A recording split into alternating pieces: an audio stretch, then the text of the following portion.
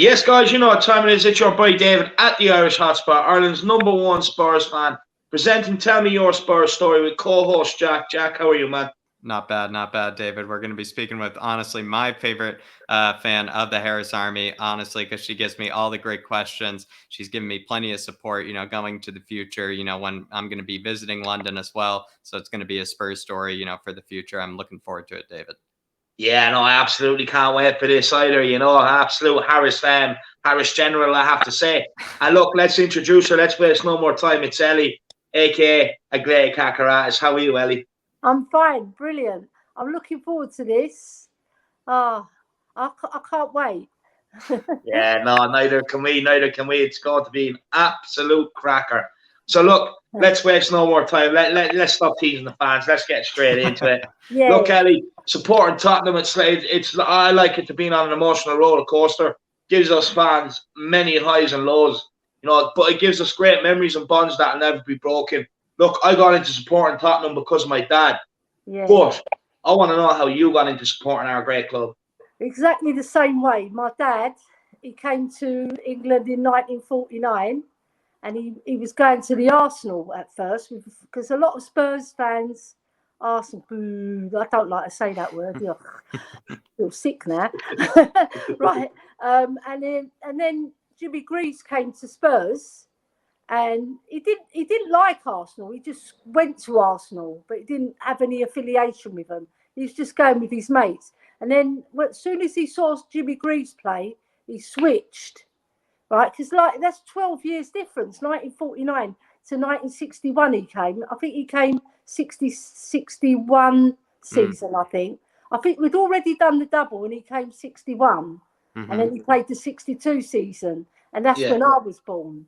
So I came in 62, right? And my dad, as soon as I was I can remember him talking to me when I was about 3 or 4. He was drilling me on Spurs, telling me how great we are, because we were fantastic then as well.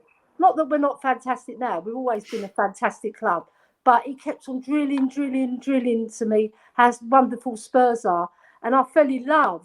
By the time I was 7, I was going to Spurs games with my brothers. Actually, my first game was when I was 5, but I can't remember it so much, because I was only little. But I remember when I was 7, because you got more bonds, didn't you? You got more of a brain then, yeah. And I just fell in love with Spurs and the atmosphere and the crowd. It was amazing. When you're a little kid, it's like even better, Yeah. You know what I mean? You take it. Everything's more amazing when you were a child. Yeah. And then by the time I was a teenager, I was well into Spurs, and I was playing for Spurs as well. By the time I believe you used to sneak onto the pitch too, Elly. Yes, I did. Right, when I was 12, or 11 or 12, I can't remember. I think I was about 11 or 12 anyway. We went to the Spurs game, and it was quite early because we always used to go 3 or 4 hours before the match started, and we saw a gate open. Right, we had our little plastic ball. The old plastic balls? Yeah. Fly. We snuck onto the pitch and we were playing penalties. And I was in goal for the first penalty. I saved it. I remember that. And then my friend Chris, he shot it. And then my brother Bubba shot it. They both scored. And then I came out and I scored a brilliant penalty, top corner, like Harry Kane. Boof.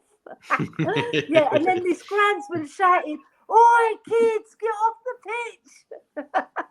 So we scuppered and we ran like hell. When you're frightened when you're a kid because you don't know what to do.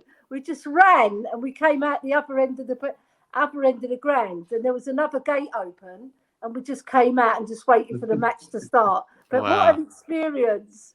We actually played on the pitch, before I even started playing for Spurs ladies. Yeah, I was going to say. Unbelievable. Yeah, and Elly, even maybe just to reconfirm, at what age did you actually, just for everyone else to know, I mean, I know this, but for everyone else who needs to know, at what age did you sign for the Spurs ladies? And then Well, we didn't. What did you feel? Try. I just got to ask this as well. Like, did you become instantly, the family favorite, with your dad Yeah. at least, by doing that? Did you get maybe a bit, bigger portion for dinner or whatever it was? Yeah, yeah. My brother John, he had already had trials with Spurs, but he decided to get married to a beautiful lady instead. So he dropped That football happens. and married the beautiful lady. And then I took over because I was 13, coming on 14, and I was playing in the school team. I got picked for the school team. I was the only girl because I was a pretty decent footballer. I had a lot of skill and I played midfield, creating goals, everything like that. So then the Spurs scouts from Spurs ladies came down to my school and spotted me because obviously I stood out. I had short hair, so I looked more like a boy, but you could see I was a girl, right? And then they said, would you like to play for us? And I said, yeah. And we used to train at the old Somerset school. This training was grueling, really hard. Yeah, and we were pretty fit, but not like the ladies now, but we were pretty fit. And I just enjoyed every minute. I played at West Ham's Grand. I played at Spurs' Grand, the old, old Grand before they knocked it down, obviously. The old Grand before they even made it better. Yeah. And I played before at they built the West Ham. Yeah, I played at Leeds United, Nottingham Forest, lots of different clubs, too many to mention. But then I wanted to go to Italy, and my father didn't let me go because he said, nah, sorry, you're not going. He stopped me from going. And I was really sad about it because I was about 15 and a half at the time. But I could understand it, but I thought, nah, come on, Dad. But he was very strict on me. He didn't want to make me go to another country. That meant my mum would have to go, and nah. But then I just put it behind me, because you can't dwell on things like that. If I had my personality now, I would have fought my dad a bit more to go, and put my £5 worth in. But I was very shy then, even though I love football and I love playing football. I was quite a shy girl, so I didn't fight my corner.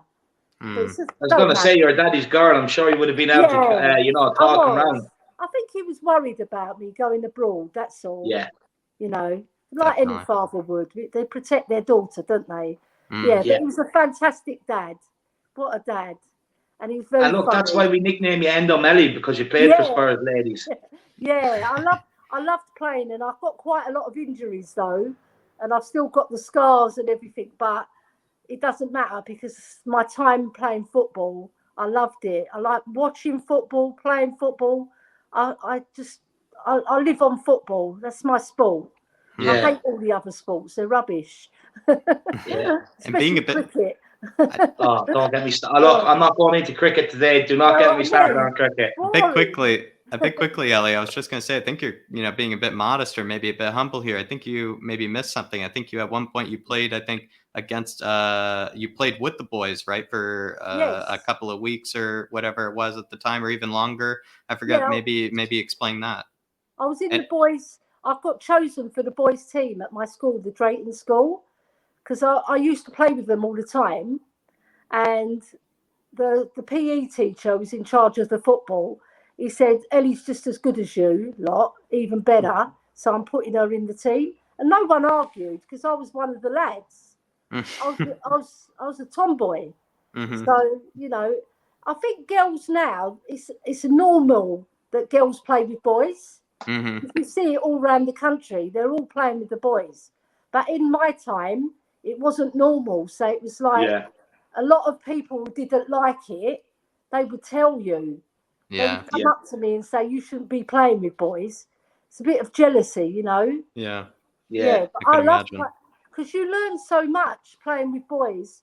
When you're in a girls' team, you do learn. But when you're playing with boys, because it's more physical, so you've got to be tougher. And it toughens you up. Yeah, it does. It toughens you up as a person as well. It does. Yeah. I agree. I enjoyed every minute of it anyway. It's fantastic. What a way to grow up playing the sport that you love. Yeah. Playing for the club you love as well. Oh, yeah.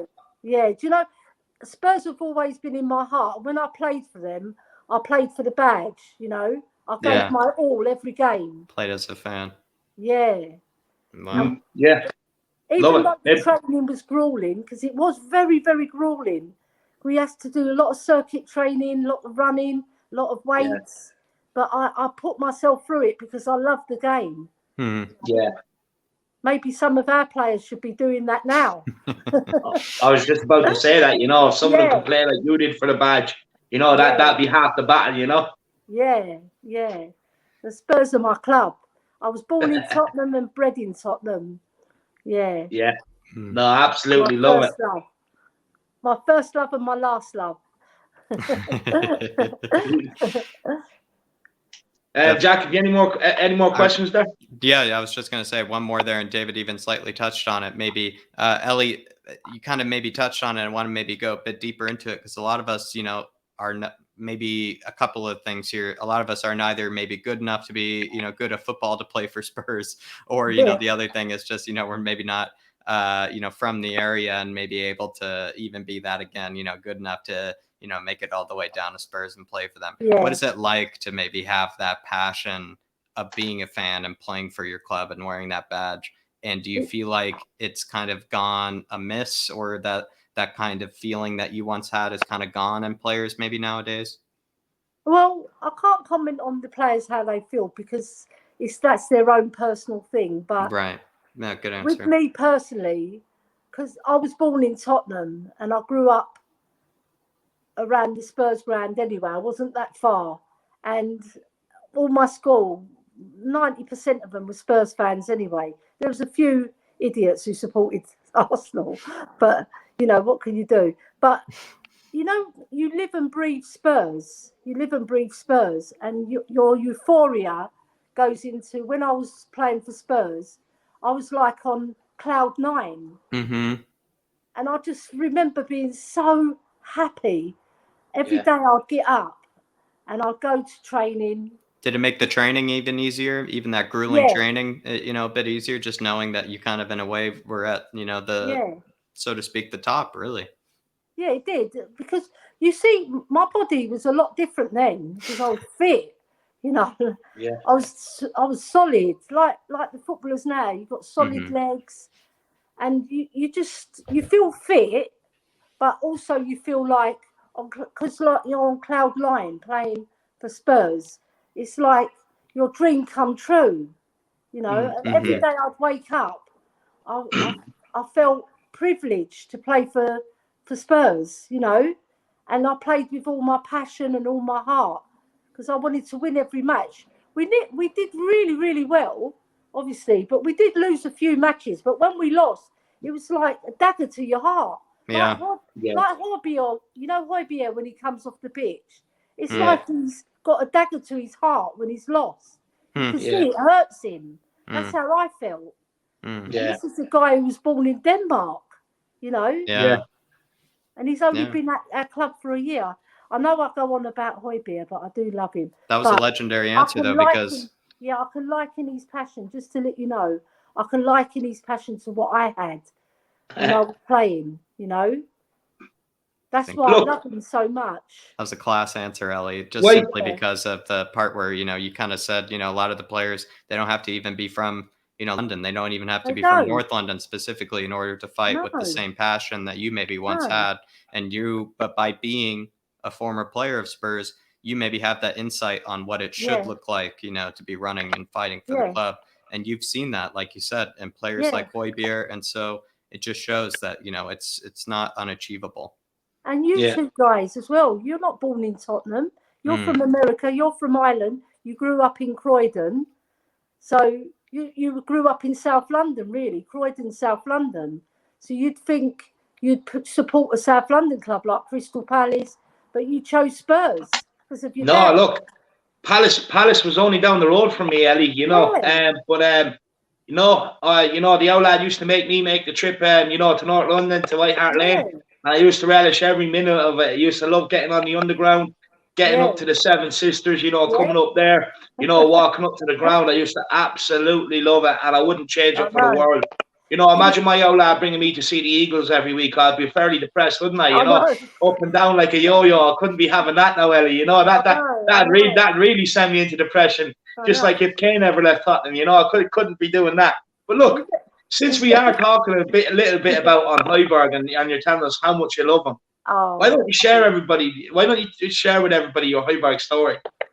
Oh yeah, right. So I was at Novikov restaurant in the West End, and we were celebrating my daughter Sophia's birthday, and we walked in, and then my daughter Angela spotted Heiberg on the table. She goes, "Mum, it's Heiberg," like whispered it. "It's Heiberg." I said, "What are you on about?" "Pierre, I'm not, the player you love. He's there." I said, "Well, and I looked, and it was him. I thought, oh my God. You know how you get starstruck? I thought, right. You start getting sweaty and nervous. Yeah. So, like, he was about 2 meters away from us, from our table. So I phoned my brother Boo, who I've mentioned before. I said, "Boo, Heiberg's on the other table next to us. He's right opposite us." And I was trying to be as quiet as possible, but I'm not a quiet person. So he must have heard, right? So when they went to leave, there was another guy there and his little baby Theo. And they went into the car. His wife went in the car with a baby Theo and the other guy. And he came over and spoke to us. And I was like, "Do you know when you can't talk? I couldn't get my words out." And then my daughter goes, "My mum used to play for Spurs ladies." And he looked at me and he said, "Oh, very good, very good. Did you enjoy playing?" I said, "Yes, I loved it. I loved my training. I loved my playing." And he goes, "What position did you play?" And I said, "Midfield, like you." I said, "But I wasn't like you." I told him, I said, "I was more like Van der Vaart and Modric," I said. I didn't say Nodonbelly, even though I've got a bum like Nodonbelly. Right, and then I was like starstruck and I couldn't get my words out. I wanted, because I'm a chatterbox, as you know, right? And I couldn't get my words out. And then eventually he was talking to my daughters. They were talking about Spurs being above Arsenal. We're glad that we finished above Arsenal, even though it was at 1 point. And he acknowledged that. And then he said, before he left, I sort of got the courage to speak to him. And I said, "Oh, Pierre, when you go to the Euros, make sure you hack down Toby. If you get him, hack him down." I said, and he started laughing his head off. Yeah, it's funny. I absolutely love it. I was starstruck though. I couldn't bloody speak, and I would be the same. Yeah, because you must be going to some pretty swanky restaurants to be bumping into players. I know.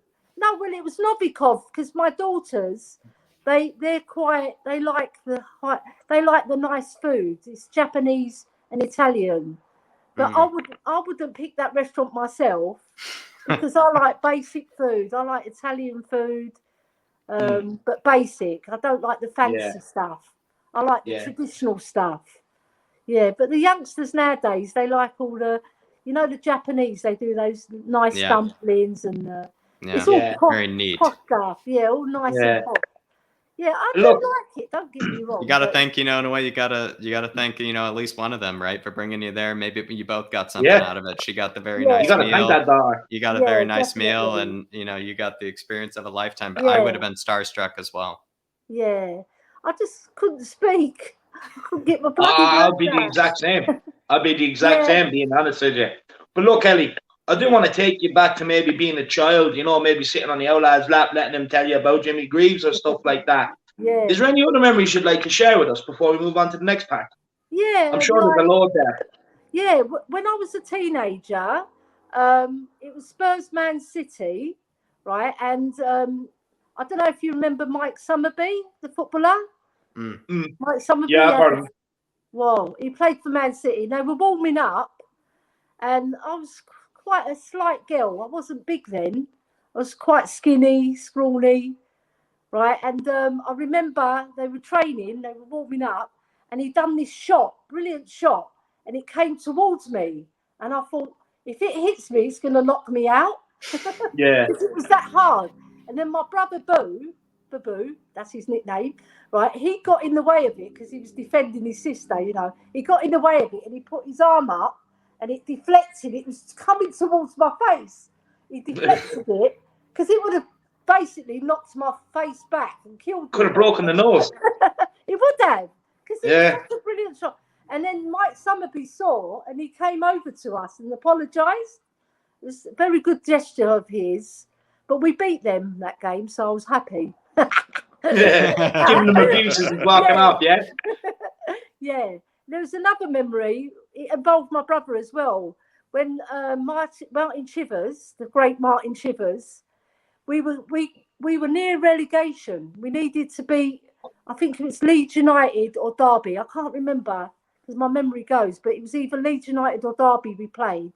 And my brother, who's very vocal like me, he went, "Shoot, Chiv, shoot!" And he shot, and he went right into the top corner, and he came over to my brother Boo, and he went, "Thank you, thank you." That's for you, Boo. That's for you. I will never forget that moment.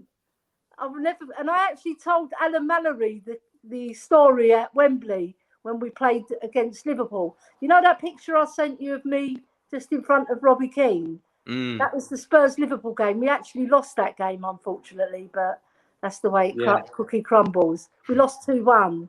But the season before, we smashed them 4-1 at Wembley. You know, Mo Salah scored and we scored 4 goals. That's right. Come on. Smash them. That was the best victory we've had against Liverpool. Yeah. That's right, because they're hard to come by. They're hard to come by. You know, we hardly ever beat Liverpool, do we? No, we don't. They are kind of a bit of a they're a bit of a bogey team, but they're a bogey team to a lot of teams. Yeah, I hate Liverpool. I don't want to give them time of day. This is your Spurs story, Elly. Let's not give Liverpool any airtime. This is all about you. But look, you know, how did your outlet get you and all your siblings to the game? Because there's like 7 brothers, isn't it, or something like that? There's 7 of us, but we used to, because we're all different ages. My eldest brother Louis, he's 73 now. See, so we're all different ages. So they used to go on their own without my dad because they're boys. Whereas I had to be chaperoned when I was younger. Up to about 11 or 12, I was going with my brother Boo. And then when I remember when I started playing with Spurs ladies when I was 13 and a half, I was roughly 13 and a half. I used to go to some matches on my own and my mum used to let me. And I used to say to our meeting friends there, I used to tell a bit of a porky. I wasn't. You have to tell your mum a few lies, isn't it? Everyone does it when they're growing up, you know. Everyone does it when they're growing up. Sneak out the window. bit of a scamp. But, you know, I liked going on my own sometimes because you could take in the atmosphere, talk to the fans. And there was one fan there who used to go, "Come on, you Lily Whiteside!" like that. He used to, big 6'7" bloke, right? So if he was ever in front of me, I would sneak in front of him because you couldn't see the match otherwise. Yeah. It felt like a brick house. Oh, he was fun. You know when you get characters. Yeah. You might sit in an area and you get 4 or 5 different people. One would be a bit moany, the other one would be like really a proper Spurs fan. Yeah. But the ones who are moany, I don't mind them too much if they're moaning about players that I don't like. Yeah. And they make you laugh too, though. Yeah, they make you laugh because they're so grumpy. Yeah. Yeah. Sometimes you feel like turning around and telling them to shut up, but you don't. That's part of football, isn't it? Yeah. Everybody's got a different opinion. You've got to ride with it. Yeah. No, that's the beautiful thing about the beautiful game. You know, everyone sees it through a different lens, and everyone has different opinions on what they see. So it's absolutely brilliant. Yeah. Elly, you know, look, throughout this story so far, you know, we hear you about going to the games and you're loving the atmosphere and everything else, and we can see how passionate you are about Tottenham. So I think this is a question that's made for you, really. Okay. But what is it about Tottenham that made you fall in love with it? Because look, I know your outlet got you into Tottenham and stuff like that, but there's a lot of other clubs like you know, you could have ended up supporting the other North London scum. You know what I mean? So what was it about Tottenham that made you fall in love with it? I love the kit because I was from Tottenham. You know, going to the ground when I was younger and I didn't even really know about Spurs. Just going past the ground and seeing the ground. And the floodlights on, something magical in your heart, you know. And just like, because I used to play football as well, and I was pretty good at it, I just fell in love with football per se. right? But the kit, the white, the lily white kit. You know when we wear white and white, magical, and the blue and white, just as good. But you know when we play all in white in Europe, isn't My that old so lad loves that. special? Lovely. You can't help but fall in love with Spurs and the cockerel, the golden cockerel. You know, it's magical. You know, when you fall in love with a football team, you don't just fall in love with the players. You fall in love with the stadium, the atmosphere around the ground, the area, all the fans, and the camaraderie you have with all the fans. And as you get older and older, you get more experience and you know more about football and you can contribute more. And you feel like a family, don't you? Yeah. Even though you might not agree with everybody, you've still got that special bond between all the fans. It's lovely. Definitely. You can't beat it. No, you can't. Because I remember, I used to be that fascinated by the club, Elly, that my parents used to buy me, the history of Tottenham Arsenal, books like that, and I'd just be sitting there, and I'll be honest with you, they're the only books I've ever read in my lifetime. Now, you wouldn't get me to sit down and read, a love story or a murder story or whatever else. They are literally the only books I've ever been engrossed to in my lifetime. And it's mad. And you know what? I actually still have some to this day. Well, I still have them to this day, which is mad. And all my old programs from the 90s and stuff like that have them all kept away there. And, I may bust them all back out again. But look, Jack has 3 questions here for you now, so we'll let Jack take it away. Yeah, so Elly, this might be the big one. This is kind of the meat of the sandwich because, as we well know, you were a player and were in fact a midfielder, right, growing up. And I know that most of your players, in fact, growing up and maybe, even when you were a bit older as well, were midfielders. I think we're just going to go one by one, and then I'm going to ask you a bit of questions on them. Glenn Hoddle, I know he's, probably a few years older than you, but I know you probably, in a sense, kind of, played for Spurs and kind of grew up in Tottenham like maybe he did. What was it like maybe playing for Spurs ladies and then seeing someone like Glenn Hoddle kind of come up? Was it kind of like a childhood hero, even though he was of a similar age? But I just want to know because I can't fathom what that would be like. I think Glenn Hoddle is 63, I think, now. So he's like 3 years older than me. But I'm going to be 60 next year. But, it's like you look at Glenn Hoddle and you admire him so much. You see yourself in him even? Yeah.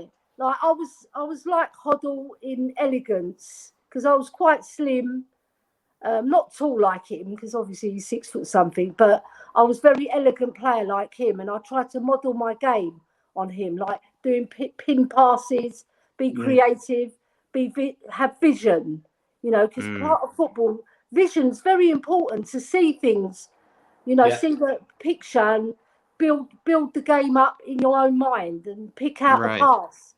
There's certain players we've had. Glenn Hoddle was the best at it, I must admit. He could ping passes. He was a genius. It's a shame that England didn't play him as much as he should have been played. 53 caps. It's not enough. Just on that, look, he was very, very underrated by England. In fact, a lot of people say he was way ahead of his time. Even actually when he went into management, a lot of people said he was way ahead of his time. But Elly, what was it about Glenn that just made him, all Spurs fans refer to him as God, a lot of them. Yeah. What was it about him that made him just walk on water, basically? Good question. My old lad said he didn't used to run across the pitch, he used to glide across the pitch. Yeah, he used to glide. He was so elegant, David. He just glided across the pitch and he was so skillful. And when he received the ball, his touch was magical. It's like the crowd would go, whoa, every time he'd done anything. Because he'd do about 30 or 40 things in a match that took your breath away. Yeah. Literally. Wow. And some players, they do 2 or 3 things in a match and you think they're brilliant. Hoddle used to do it 30 or 40 times, we see Noggan Belly do his turn, don't we? Whoa, we go, oh my God, this player's a player. Glenn Hoddle, it was just natural to him. He'd do it every single game, all the game. It's very rare that he went missing. And when he did go missing, there was a few matches that you think, where's Hoddle? Because you expected of him to dominate, you know. But he's human after all, isn't he? You're going to have some stinker of the matches. But even these stinker matches were just as good as the players' really good matches. Because he'd do one thing that was better than all the other players put together. Yeah. You know, that one thing, he could do a 60-yard pass, or he could do a brilliant fall through ball, score a brilliant goal from nowhere, from nothing. You know, like the one against Watford, that was amazing. Where he turned and he lobbed it right in the top corner.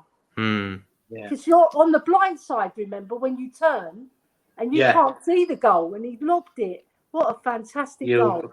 My old lad also used to say, Elly, my old lad all used to say on Hoddle that you know, he could ping a pass anywhere on the field and it goes straight to your foot.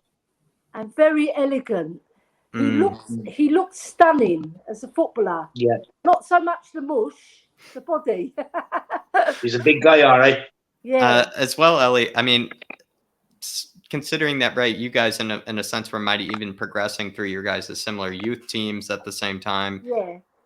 What do you feel like, you know, maybe made him, obviously we're describing how technically brilliant he was, but is there something kind of special about the fact that you knew that he was kind of the same generation as you and turned out to be so brilliant as he was? I guess for me, and this is horrible to think about, for me, my generational player would be, you know, like Harry Winks, but, you know, unfortunately he's not turning out the way it would be. No, so, you know, that's what I mean. I'm kind of waiting for someone of my generation, you know, turn out the same. I understand. So what's that like, I guess, since I don't know what that's like, clearly. Because he's like a god.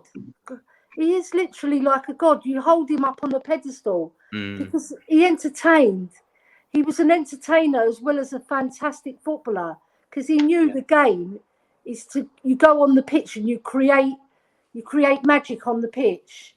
Even Johan Cruyff, the great Johan Cruyff, he didn't know what the fuss was about Hoddle when he played against him, when he played for Ajax, and he said, now I know what they were talking about, you know, because people that didn't know about Hoddle wanted to find out about Hoddle because they heard about him from other people. Right. They think, who is this Glenn Hoddle? But you know what I find? That other fans of the bigger teams like Liverpool, Man United, because they were dominating, they respected him. Yeah. They respected him, you know, and they wanted him in their team. But he was a Spurs boy. He was never going to leave Spurs until he was older. Were you gutted when he left to Monaco, Elly? Sorry? Were you gutted when he left and went to Monaco? Yeah. I was gutted, but I was happy for him as well, because he got to that stage of his career that he needed a change. It's like if Harry Kane leaves now, you know, they want to go and win things, but they can win things with Spurs. They can. Yeah. If we build a side round Ndombele now, because he's just like Hoddle, he can pass, he can turn. Maybe he can't do a 60-yard pass, but he's very accurate with his passing, and he's very skillful like Hoddle was. Yeah, he's got a little bit more weight on him, and he's not as elegant as Glenn Hoddle, but he's a similar ilk. You know, he's got very good vision.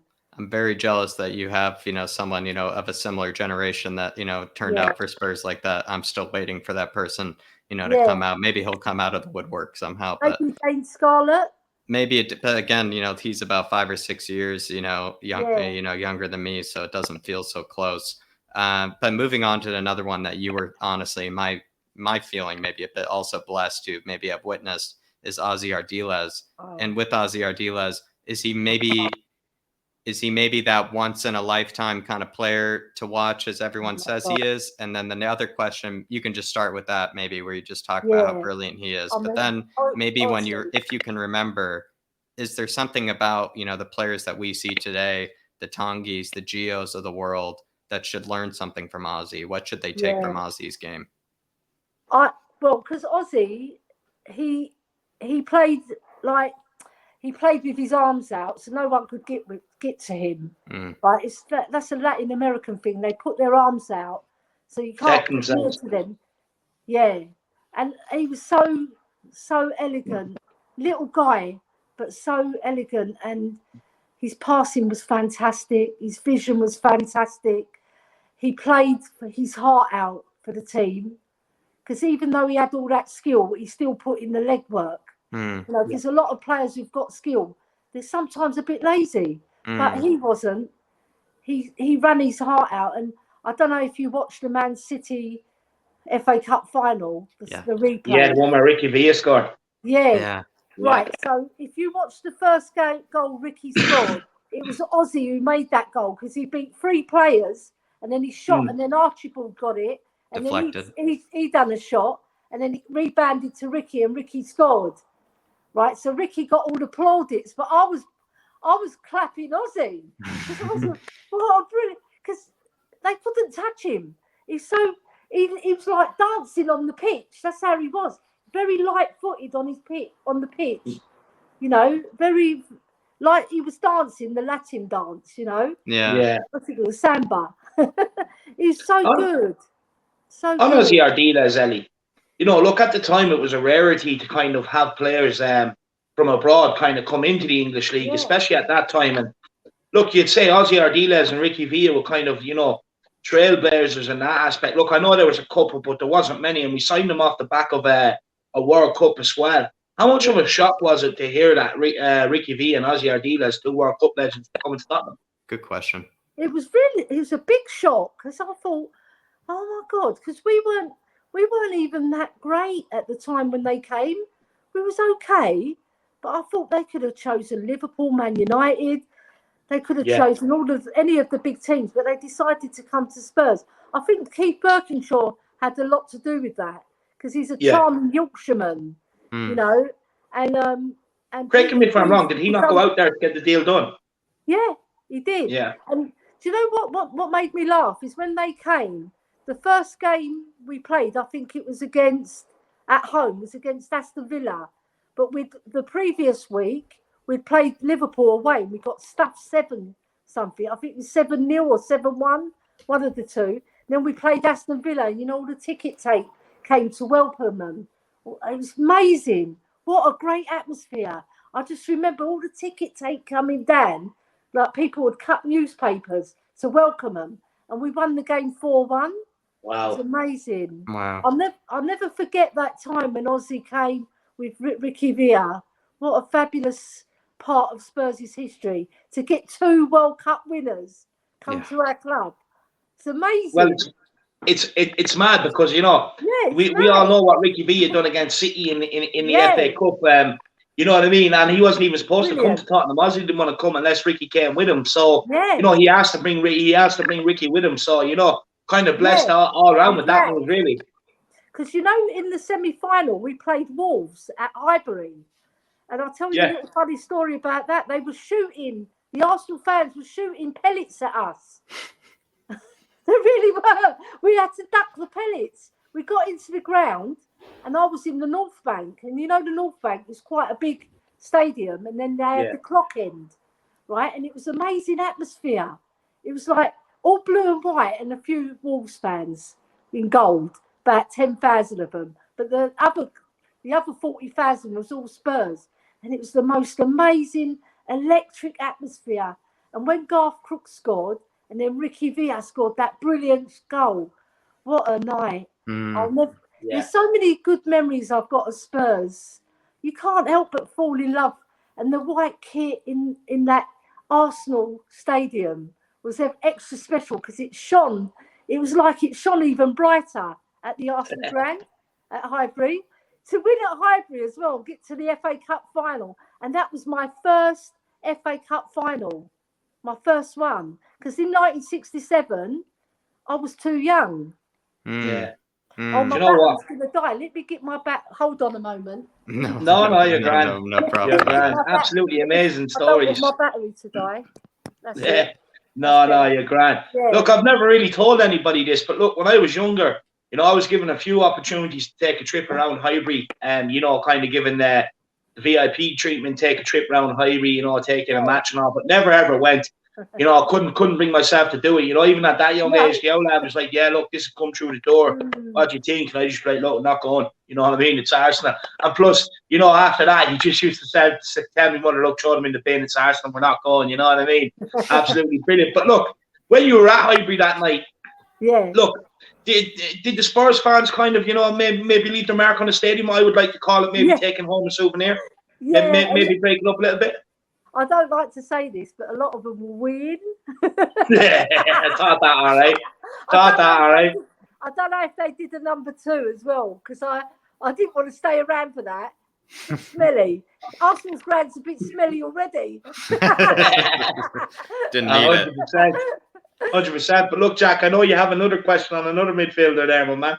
No, absolutely. You know, this is actually the one where we kind of combine all of them here, Elly, because I know people, you know, are actually plenty aware of Gaza and Modric, you know, a bit more recent, you know, legends. Which one, because obviously being, you know, a midfielder yourself, I know that you love Modric and Gaza. We're going to start with this first. Which one, maybe as a player yourself, just your own abilities as a player back in the day, what did you maybe kind of feel like you were most similar to? Would it be Modric, Hoddle, Ozzy, Gaza? Of course, you know, these are all incredible players, but which ones did you feel like you played like?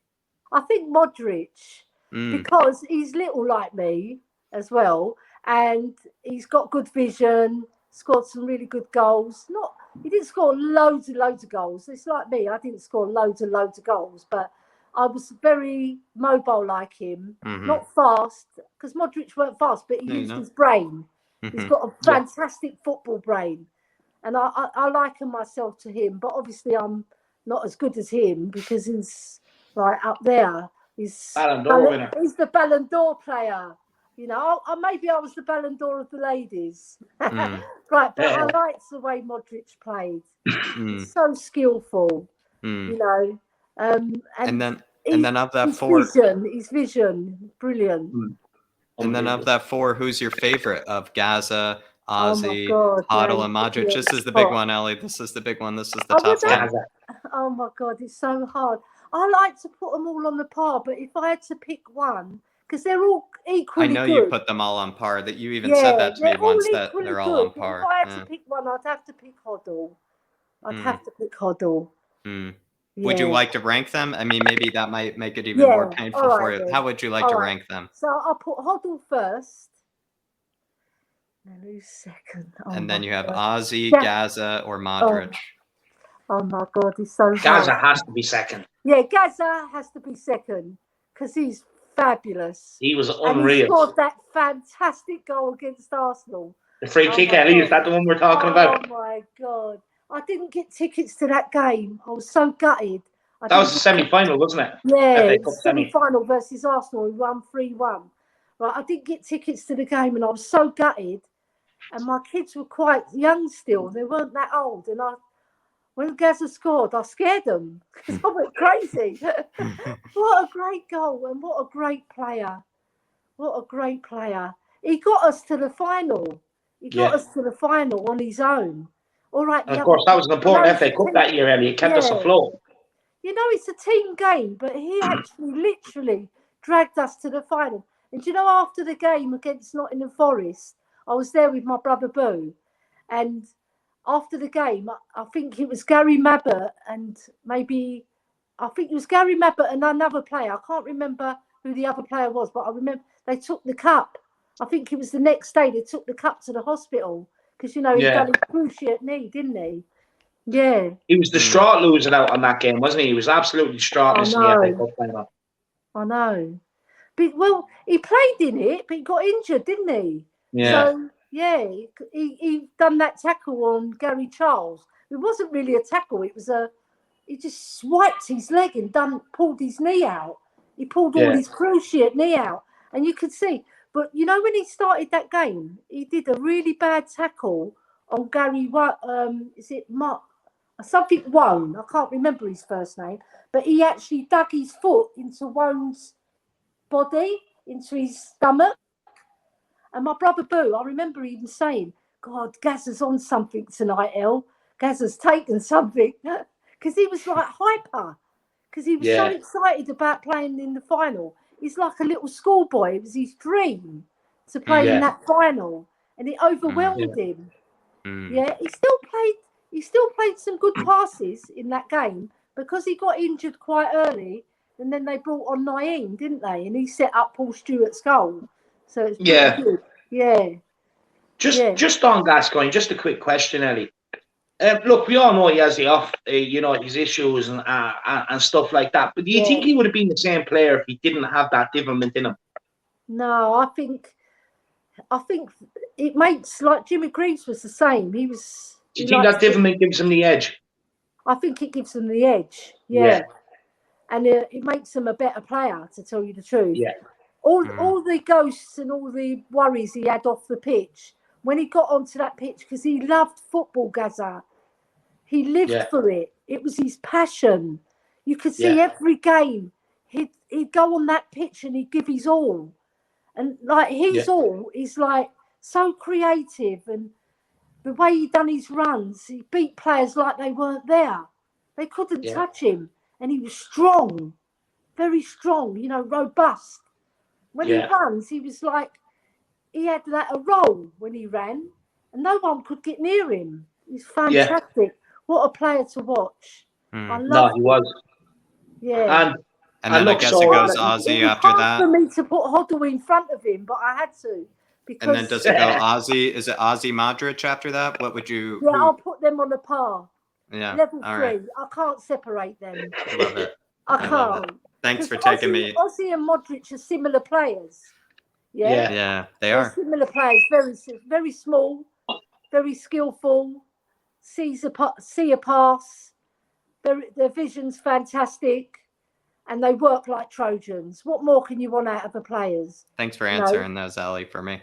I know that was tough. I know that was tough. What more can you want? Because there's players who have got the talent, but they're lazy sods. Yeah.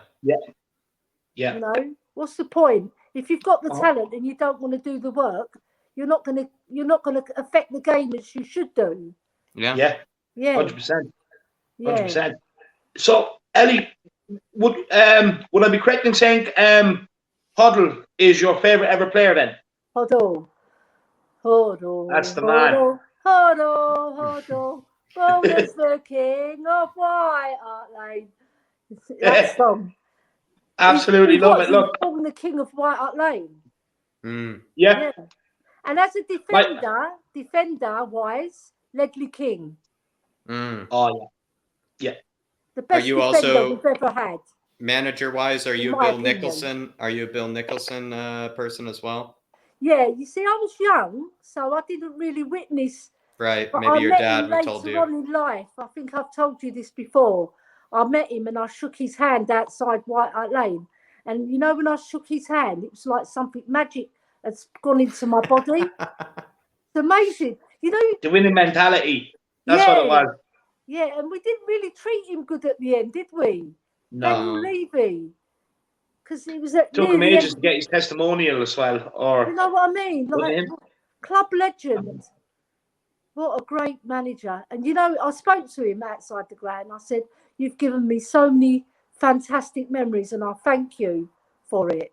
Because even though I was young, I still remember, and I remember my dad taking me to Tottenham Town Hall on his shoulders, and Bill Nicholson, it's amazing to meet a man that you admire, and he was Mr. Tottenham Hotspur and he loved the fans.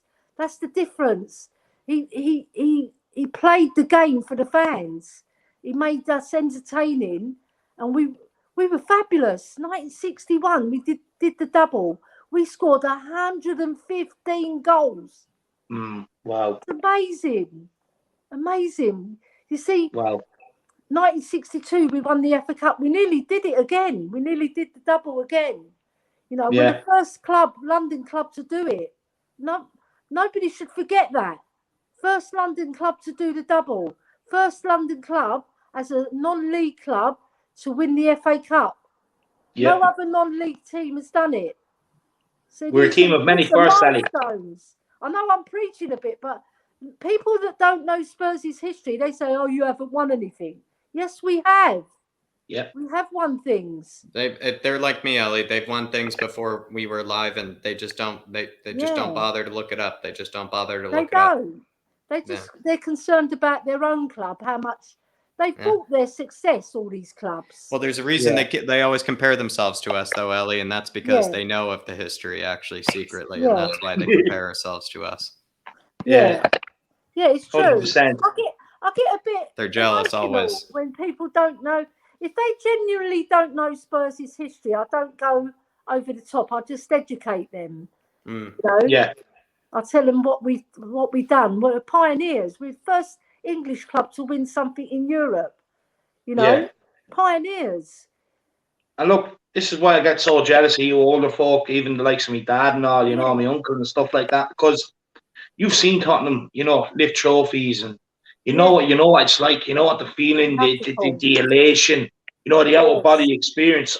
I've seen us win one Carling Cup. I know. Oh, it was Worthington Cup at the time. That's what I've seen. You know, and it kills me. Yeah. It kills me, Elly. But look, you know, moving on. You know, we got your favorite ever manager. So look, I want to know, what is your favorite ever game and why? And I know you have I'm not sure whether it is the answer to this question, but if not, I'd also like you to bring up the memory of where you went to one of the cup finals. I believe it was with your dad as well. Yeah. So the first cup final I went to was the 1981 cup final, but I went to 1967. I was outside Tottenham Town Hall when we beat Chelsea, but I didn't go to the match. So I was only 5, remember? And then 1981 was my very first final, because 1971 and 73 we won the League Cup. That was the old League Cup. But I just remember it's so magical, you know. And we went down to White Hart Lane, and all the cars were down there, you know. It's a magical atmosphere. And then we got home about 3 o'clock in the morning, and my mum said, "What time do you call this?" You know, Greek accent. "What time do you call?" And she'd already cooked loads of food for us to celebrate. Yeah, because my mum was like that. She made we were starving anyway, so we stocked it all up, and then we just didn't sleep all night. We were just talking about the match. Yeah, and we were watching the replays of the Ricky Villa goal. We watched the other goals as well, but we were watching so many times the Ricky Villa goal and like celebrating it over and over again, and jumping up and down, and such brilliant elation. Oh, what was the atmosphere like at that game, Elly? What was the atmosphere like that day? Tell us. The first game was good, right? Because I went to both matches, and I'd queued up all night to get tickets outside White Hart Lane in the freezing cold, right? But the second game, it was not a night game. You know, night games, they're special, aren't they? Because you get the floodlights coming down, and our white kit with the blue shorts, beautiful. Man City's kits, nothing to our kit, right? And then it's so magical. Like, the match was fantastic as well. And I just remember Ozzy, when they got their penalty, he was arguing with the ref, right? He was following the ref, saying that wasn't a penalty. And he was so angry that he'd given it a penalty. And for about 5 or 10 minutes, he wasn't in the game, Ozzy. And then he thought, right, we're going to lose this if we don't back up our ideas. And then he stepped on the magic, you know. I mean, he'd already created the first goal for Ricky to score, right? Archibald intercepted it, but it was his skill that created the goal. Right. And then the third goal, oh my God. I remember I was at the top of Wembley, like on the bottom tier, right at the top with my brothers. And I ended up at the bottom, David and Jack. I went crazy. Being crushed by the rest of the supporters, yeah? We were 1-0 up, 2-1 down, and they scored a fabulous, brilliant shot from Mackenzie. Yeah. Brilliant goal, fantastic goal. And then I thought, oh no, we're going to lose this. But then I had something in my heart was saying to me, we're going to win. I kept the faith. And then when we scored that brilliant goal by Ricky, I just ended up at the bottom, and I was hugging everybody. And I had hot pants on that day. I had actual hot pants, and I looked quite hot. And all the blokes were hugging me and kissing me. Oh my God, I'll never forget it because I was only 19. I was 19 years old. You know, what a magical night. And then when you see Steve Perryman, I don't know if you noticed, but a gentleman, Spurs fan, jumps down and hugs Steve Perryman. Have you ever seen it? You watch the footage when Steve Perryman lifts the FA Cup. A guy goes, I'm sorry I had to do it. It's so good. And like, it's just magical when they're climbing the steps and you've won the FA Cup and you know your club captain's going to lift the cup. Yeah. It's like, it's all your dreams come true because the FA Cup is special. It's special. And it should be treated as special now. But it's sort of taken second fiddle, isn't it? Or third fiddle even because of the money in the games. Champions League, Super League, you know. It's a shame because the FA It's Cup... lost its magic, the FA Cup, you know. Not that it's lost its magic. Teams don't want to win it as much as they used to, you know. And like with Tottenham have a special affiliation with the FA Cup, you know. I think we've won it, 8 times? You know, we're an FA Cup team. We love the FA Cup here at Tottenham. Yeah, and then Arsenal, well, we won't mention Arsenal winning it, but we'd won it the most. Up to 1991, we'd won it the most. And then we haven't won it since. I know. It's such a shame. It's one that kills my old lad, Elly, because he loves the FA Cup. He understands the magic of it just like yourself. Yes. And do you know what? Even though it's sitting now, and it was standing then in 1981, it's sitting there, I would still start from the bottom. If we won, I'd go to the bottom again. I'd start from the top. I'd go to the bottom and get loads of hugs. Because I'm still like a fanatical Spurs fan as I was when I was younger. I haven't lost that. You know, some people when they get older they lose it a bit, don't they? But I think I'm even worse now. Yeah, I was just about to say that. I think you're even more enthusiastic than what you were when you were younger. Yeah, because when you're younger, it's different because when you're very young, like say 10, 11, 12, you don't take it in as much. When you get to say 17, 18, 19, and then you go into your 20s, then you start analysing the game more, don't you? Because you're more... You pretend to know everything. You're more tactically aware. Even when I played, I was tactically aware of how you should play. So I was probably ahead of most people, you know, in the... like Glenn Hoddle. Yeah. Right. Because if you play football, David, you know yourself because you play. You know you're tactically aware in your brain. Oh, yeah. But when you get to your 20s, now you're 20-something, aren't you? So... 29, nearly 30, Elly. So you're getting old. No, you're not old. You're young. So I feel old, especially today. But you know more about football, and you can talk more eloquently about football when you're in your 20s. You know, and then when you get into your 30s, you could be even better. But when you get to my age, because I'm 60 next year, so I've still got that buzz. I just want us to win something now because I'm fed up of not winning anything. We nearly won the Champions League. That would have been incredible if we just went that one step extra and actually won it. Because I think we deserved to win it that year. Because Pops was amazing. Yeah. What a manager. We've gone from a team that used to pick up a couple of trophies every decade to not winning anything at all, to having a drought. Yeah. But look, Elly, and I mean this in the utmost respect. I was actually going to say this closing out, but I'll say it now and I mean this in the utmost respect. Yeah. I hope I still have my passion and my love for the club like you do at your age. I really do. You know, put another 30 years on me with if there is especially no trophies and everything else. I really do hope that I still have the same passion. I'm sure I will, but you know, I think you're more enthusiastic than what you were when you were younger. Anyway, 100%. Me and Jack know how much you love this club. You know, you have the scarves, you have the cups, you probably even have a mouse mat. You know, they're down to socks, everything. I think you must own the club store. She thinks about it even more than us sometimes, David. You can tell she even thinks about it more than us. Yeah. No, you two guys, you can tell you love Spurs, and you tell the truth. You speak honestly about how you feel our club's being run, which is the best way to. Because the club has declined in terms of winning trophies, but we've had some fabulous players still go through our club. Even though we haven't won anything, but we've got to finals. It's not as if we haven't got to finals, and we got to the Champions League final. We've got to remember this. That is a great achievement. Yeah. For a club. The club, we've got fantastic history, and when we got to that final, we've got to remember that we've got to take that and be strong now and move on and buy the players that are going to get us to that level again. Yeah. You know, and I think Nuno now, he's got the same mentality as Poch did. He's getting the players fit, because I've been watching the training, and it's all strength training.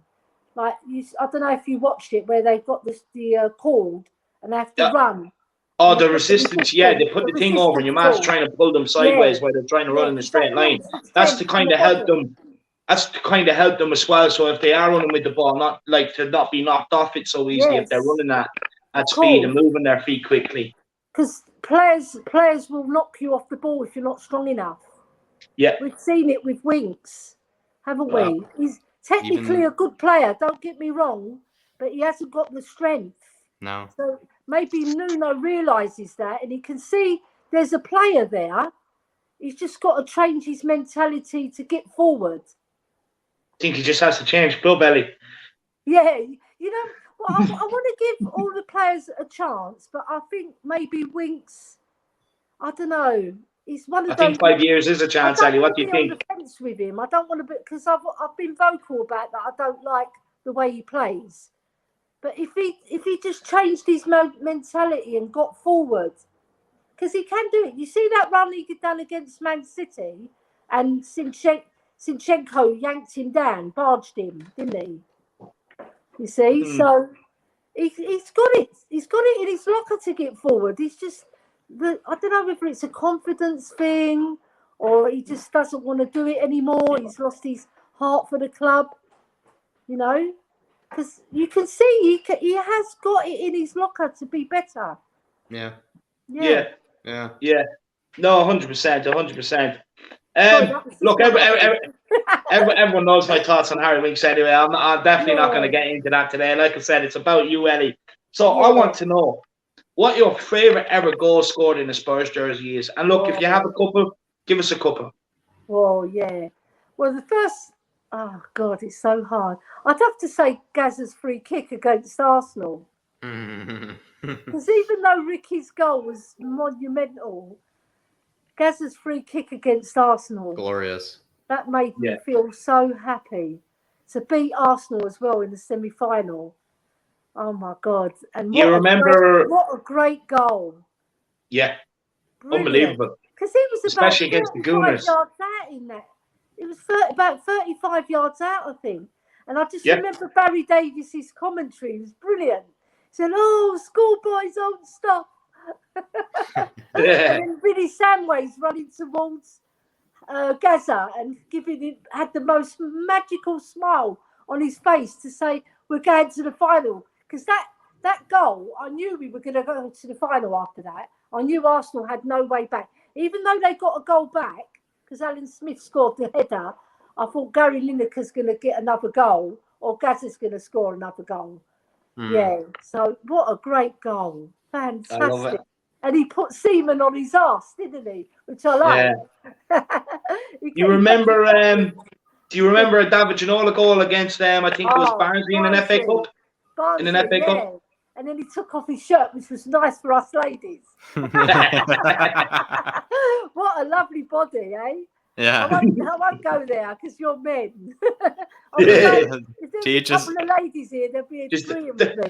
Don't speak too loudly. The husband might hear you. He might get jealous. Of a man. No, David and I can appreciate as well. Like David now. He wins for the best looking ever Spurs player. Maybe him and Cranshire. Yeah, the best. Yeah. No, Ginola's the best though. Best looking, and then third Van der Vaart. If you're going on looks, and also those three players were brilliant. Cranshire and Van der Vaart, brilliant players. Cranshire had a good shot on him as well. Yeah. Harry Redknapp's favourite. Yeah, he's good at set pieces as well. Good at set pieces. Yeah. He went into Harrods when my brother Boo was working there. And he had all the women swarm round him, Cranshaw, because he's a very handsome bloke. And my brother said I couldn't serve him because he had too many women around him. Couldn't get near him. No. Big up, Bo. Big up. Yeah. Special mention to Bo, actually. Your sister mentions you a lot. Yeah, my brother Boo, I love him. I'm trying to persuade him to come on, like I said. I'll work on him. Don't worry, I'll get him on. Look, we'll get him on. You'll love him. But sorry, I know Jack was trying to put have an input there. Jack, what did you want to say, my man? I rudely cut you off. No, David. I feel like, maybe we might be a bit past it at this point, but Elly, fantastic stories, and maybe even on the Ginola bit, as well. It's just glorious that you've seen all these players that, oh my God, I've only heard Brilliant. stories of. I've only heard anecdotes of. I've only heard maybe the legends of. These are most of the players that I've in fact grown up with are a bit underwhelming, and so it is always really wonderful to be. Maybe I'm honored to be included in these kind of stories. So it helps me understand how important these players were, because for players in my generation, we need to learn how important these players were as Spurs fans. Yeah. Well, just like go on YouTube, Jack, and you just put David Ginola's best goals. But you put it in a picture, Elly, sometimes a bit. Even you describing you going to those games puts it into picture, puts it into mindset. Arthur Everett is another good example, but I feel like you guys are similar in that set, and that you guys put a lot of this stuff into context for us. Yeah.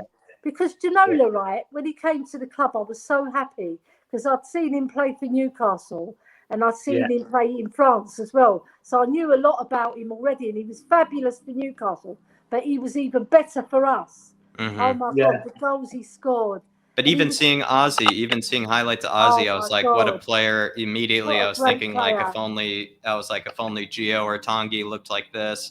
I even saw that he spent like at least 10 or 11 seasons at the club, as even David said, during a time when that was a bit of a trailblazer kind of thing to do. It's just a lot of those things. I will say it's beautiful, and thank you for putting this all in context, not just for me, but for plenty of people that will be watching this, Elly. For plenty of people that will be watching this as well. It's part of your Spurs education. It's the initiation, isn't it? It's part of my A levels. It's part of my A levels. Yeah, it's part of your degree. But look, Jack, before I ask the final question, have you any more questions or anything else you would like to know or drag out of Elly before I get my last question? Yeah, I think maybe since maybe you did touch on the likes of of all these midfielders, is there anything of these midfielders, the Hoddles, the Gazas, maybe the Aussies, the Modric's, is there anything of them that you feel like a lot of the players that we have in the squad right now could maybe learn from? Or maybe since you see any of these qualities in some of these players, like is Tanguy maybe similar to Ozzy? Is Gio similar to Ozzy? Is there something you would like to tell one of our players today, what they should learn maybe? I think Gio is similar to Ozzy because he has got the skill. He's got the skill, and he's got that Argentinian mentality to keep your arms out. So you can't, because he's had injuries, he's set him back. But I don't think we've seen the best of Gio yet. I think he's going to flourish because when we played, when we played Man City, he was the only one who got a shot on target, right, in the whole of the match. And also, he has got it in his locker to be a better player than we've seen. You've seen glimpses of his magic, all right? So he just has to stay injury-free, right, and get a lot of games under his belt, and the manager's got to give him a chance. Because we bought Tanguy, they say they can't play together, but I think they can. And then play if Dele's up to it, play him as a number 10, like I said before. Play Dele as a number 10, because he can't. He's good in the final third, Dele. When he receives the ball, he's not as good as Gio or Ndombele. So they should be the creators in the team, those two. But more Ndombele than Gio, because he's got a bit more about his game. He's got a little bit more vision, and he can see a pass. Whereas Gio's a bit like Lamela as well. He can carry the ball. And he's very good at keeping it as well. He doesn't lose it very often. I don't know about if you checked his stats, Jack, because you're a statistician. If you next time, maybe when we come on, if you can tell me what Gio's stats are, because I've never looked them up, but I know he doesn't lose the ball very often. No, nowhere near as much as Delly does. You're spot on. Delly, in fact, one of the most dispossessed players in the Premier League last season. Yes, because he's good in the last third, and he can finish, the boy. But he's lazy. We know he's lazy. Yeah, on the other parts of the pitch. Yeah, his focus is not always there, is it? Yeah. But he's talented, the boy. He's got talent, but use his talent in the right way by playing him as a number 10. Who could Delly learn from, maybe from those four that you mentioned, from the four midfielders? Who should Delly learn from? Who should Delly maybe, take a page out of? Yeah, I think Gaza. You're right. I was just about to say that before you beat me to it, David. You see, it's the Irish in you. You get in there first. Right, but no, I think that's why they call us the Fighting Irish, Elly. Yeah. See you, T. Sorry, that was my husband. Right. Yeah, I think Gaza, he can learn off him, because Gaza was the ultimate number 10, wasn't he? Yeah. I mean, he could score goals, but he was also like Gio, Gaza, but with more strength on the ball, because he's bigger. Gio's quite slight, isn't he? He's quite a little guy. But I think, Gaza, he can learn a lot off him. Just, do you know what I would do? I would show these players old reels of the best players at Spurs. I want you to do that for them. That's even what the question is, Elly, is, which player would you show the highlight reel of? And maybe quickly for Tanguy, who would you show the highlight reel of? I would show him Modric.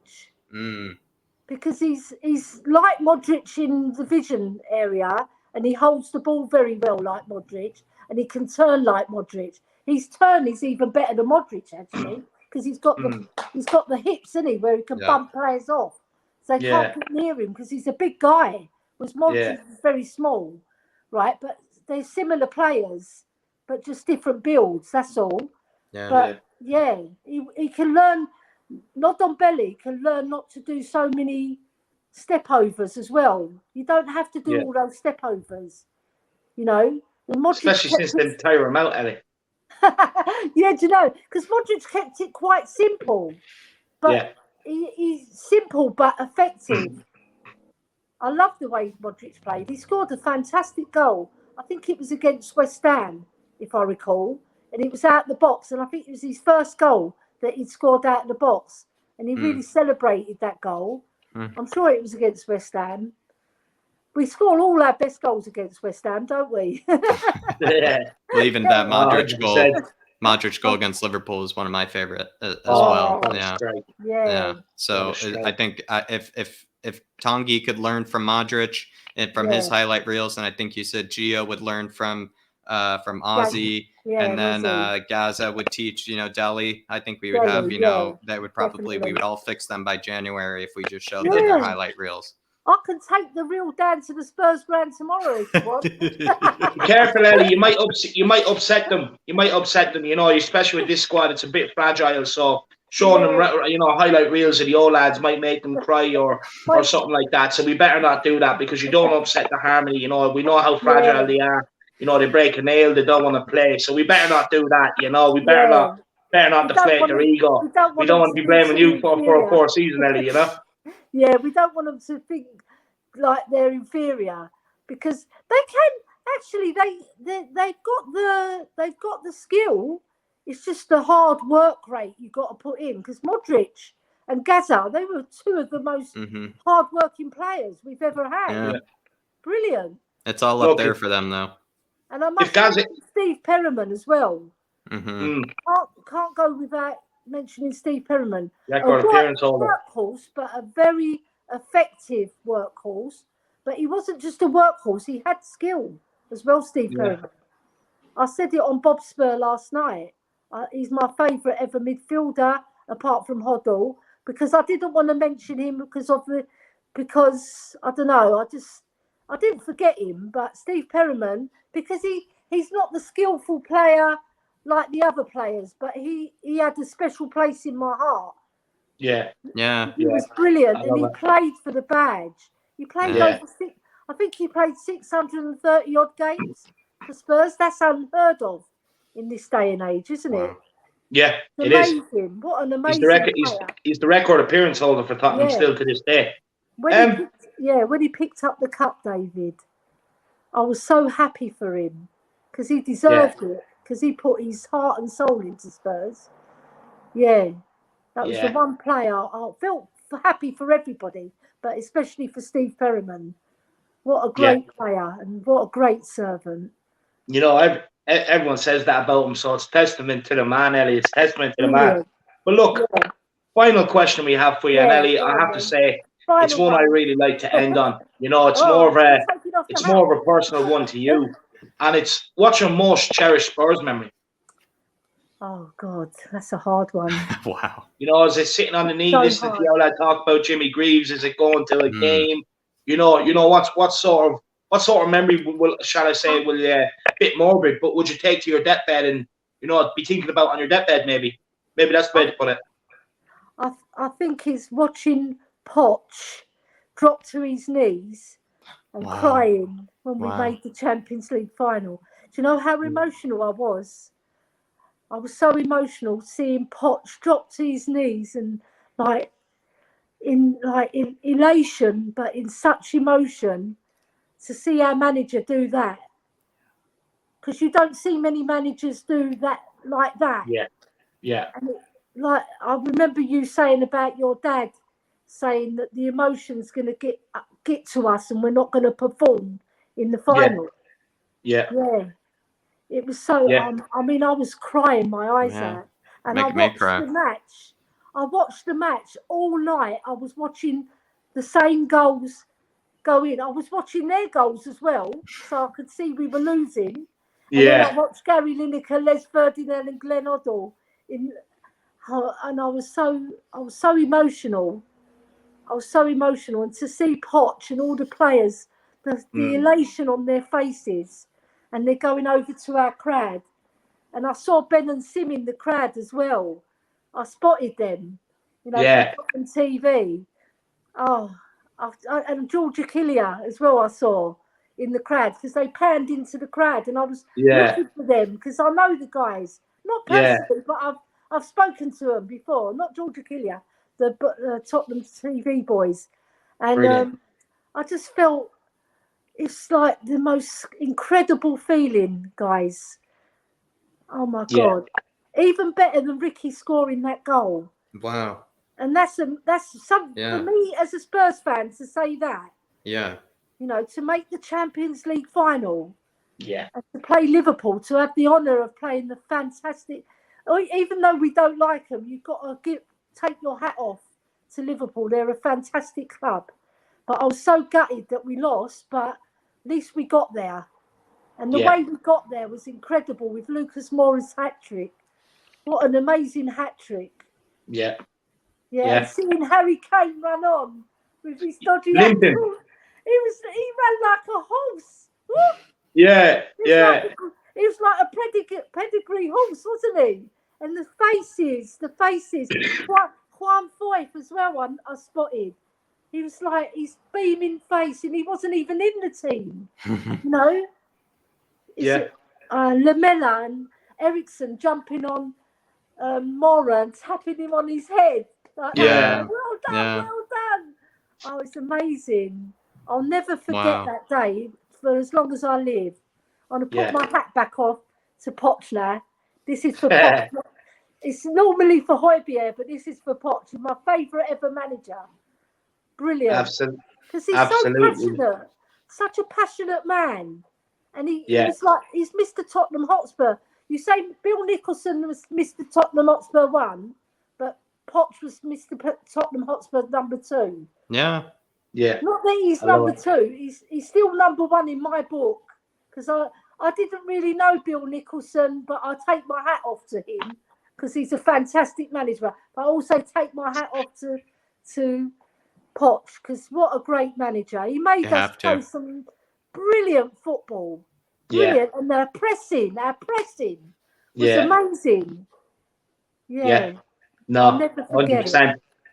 100%. Just God. anyone out there, just what Uh-huh. Elly was alluding to when it comes to the OLAD, is basically what I was saying to Elly before that. As soon as the OLAD see Pochettino crying in the interview, he said he texted me straight away and said it to me. Yeah. You know, the emotion will get to them on the final. That's what Elly was alluding to when I was saying it. When I was saying it to her. It's like we froze in the final, isn't it, David and Jack? Yeah. It's like we was frightened. We were running, but we weren't running, if you know what I mean. Yeah, that's a good way to put it. That's a great way to put it. Yeah. It was like we were so taken by the whole emotional event of the Champions League final. Our big players didn't turn up, and it was such a shame. I just wanted, even if one of them turned up, none of them turned up. Yeah. None of them played well. Yeah. I can't pick out one player who had a decent game. It's a shame. It's a shame. But to get to that final, we must forget about. To get to the final was incredible, wasn't it? And our run. But even the run was insane, Elly. In that run. We were lucky to get out of the group stage. I know. We were lucky to beat City, lucky to beat Ajax, and then to get to the final. The whole run was amazing.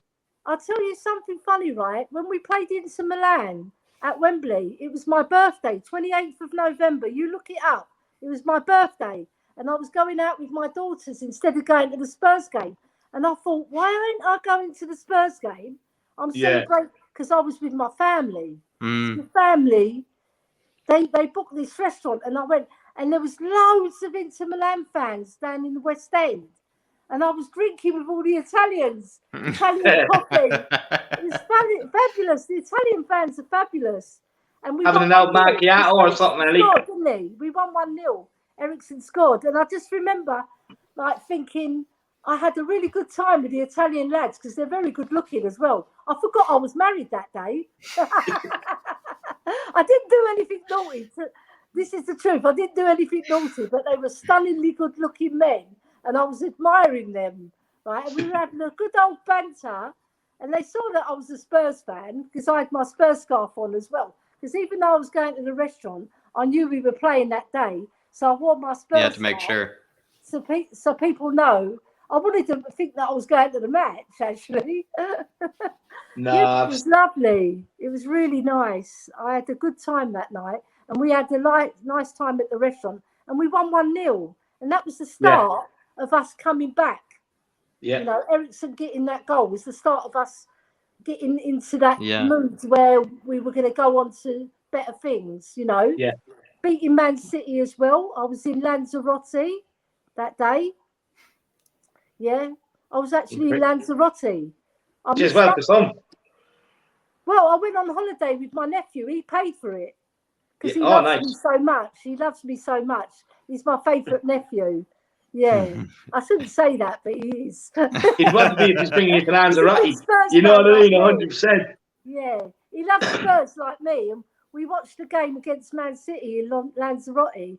What a great match that was as well. Yeah.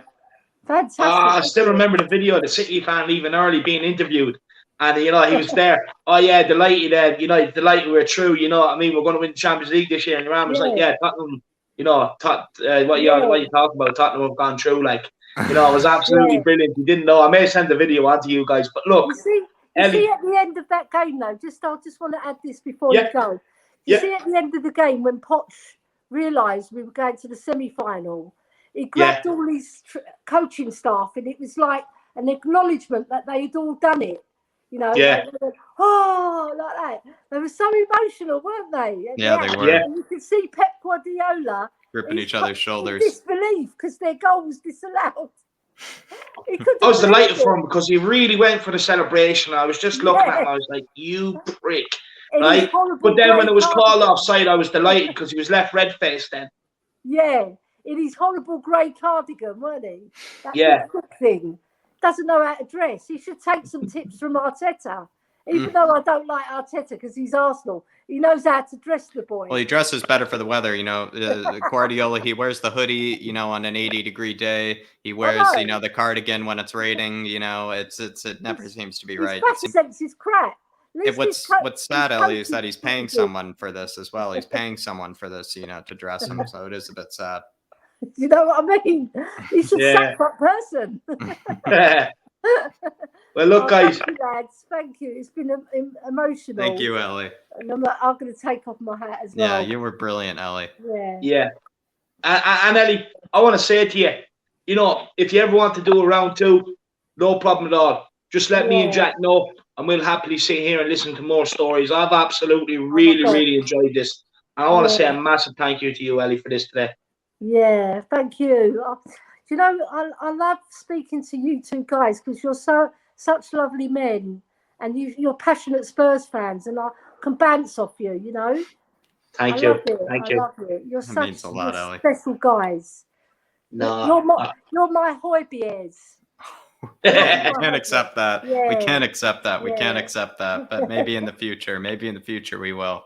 Maybe in the future we will. But David and I have plenty to do before we could even be put on that level.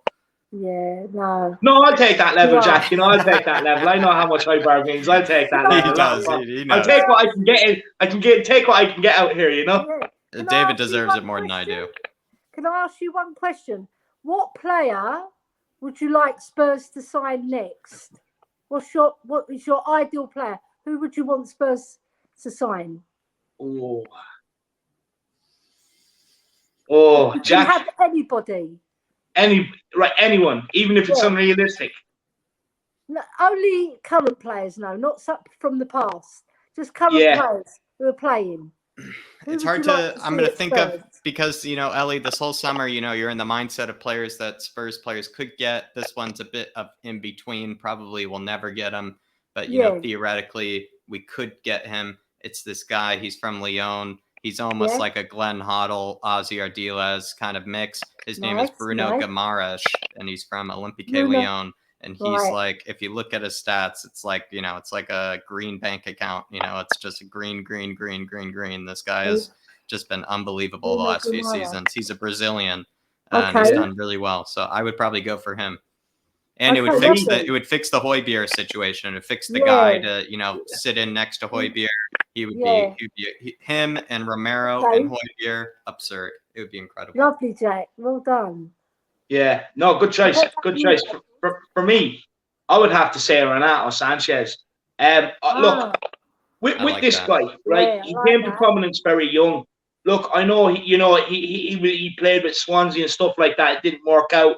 Yeah. But look, somewhere along the line, he's got his career back on track, which shows to me he has a good mentality. And he gives it his all every time he plays. I really like the player. You know, he's so industrious in midfield. Like, even watching with Portugal at the Euros, he kind of started all their attacks. He triggered all their attacks. And he's very, very good in midfield. He's comfortable on the ball. I would really like Renato Sanchez to come in, I have to say. Very skillful player. Yeah. He's good. He's good. Maybe one that would be completely unrealistic, I would say, would be Kimmich, you know, from Bayern. I would take and then put him next to Højbjerg. I mean, unbelievable to have. That would be having two Højbjergs. My unrealistic one, I would love Leon Goretzka. The guy's an absolute animal. Okay. He's an animal. We can dream, can't we? Yeah, I'd love to. 100%. Look, that's what half of being a Tottenham fan is, you know, about dreaming, winning the big teams, you know. Yeah. But look, that's a perfect way to end this. Look, like I said, I want to say a massive thank you to you, Elly, for you know, coming on and doing this. I have to say I've really enjoyed it. I want to say a massive thank you to you, Jack, the co-host, for coming on and doing this one.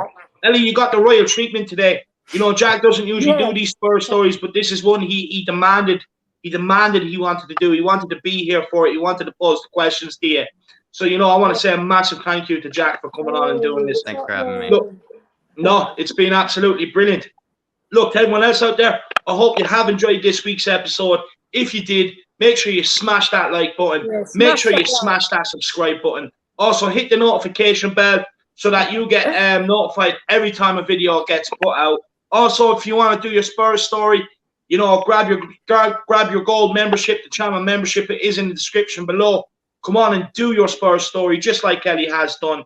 And I want to say, look, a massive thank you again to Jack and Elly. Thank you to the Harris Army and anyone else for tuning in. Get in the comment section below. Let us know how much you enjoyed Elly's Spurs story. I want to say a massive thank you to Elly, and I'm sure Jack will want to come in here quickly on this too as well, for all the support you've shown us, Elly. It's been absolutely insane, you know, Yeah. and I'm truly, truly, from the bottom of my heart, very, very grateful for the support and the faith, you know, that you place in myself and Jack. And honestly, it's absolutely amazing. Sometimes when I doubt myself, you're always there to pick me up, and I really do appreciate it. No problem. You're welcome. And I'll get you more support as well. I'm working on it, you know, in the background that we've been talking about. I won't mention it on here. That's between us, but I'll do my utmost to help you guys because you deserve it. Fantastic. I love your show. I always tune into your show first. I always look for your show first. The other shows are pretty good as well, but I just got a special bond with you two guys. Even the Tottenham TV guys. I saw the Tottenham TV guys well before I saw you guys, but I've just warmed to you two guys. There's something special about you two. You're just special, you know. No, I appreciate it. We're truly blessed. Elly, we're blessed. We're blessed to have you. We're blessed that you even think that way about us. We're blessed that you're even a fan of us. And then as well, thank you so much. Thank you so much for doing this because, you know, a lot of people, it's, you know, the courage to be able to do this. It's the ability to be able to do this because these questions are actually a lot harder than, you know, you might think. Some people can't even answer some of these questions. They're quite taxing, some of them, but you have to say the truth. Who you think is the best.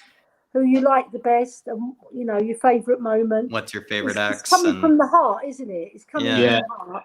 Yeah. And you smashed it out of the park like always, like your debut on the fan show. And that's what I gotta say is people who are interested in doing this as well, like Elly has, please, just, you know, join us, join the Harris Army, join the Flat Cap Army, grab a membership, and then David and I will be happy to accommodate. And if you just want to speak to David would be happy to accommodate. But please, everybody, please big up Elly in the comments. It's honestly been a long time coming for this one. Yeah, lovely. Definitely has. Lovely words. And look, thank you to the Harris Army and anyone else for tuning in. Until next time, come on, you Spurs, and in Nuno we trust. In Nuno we trust.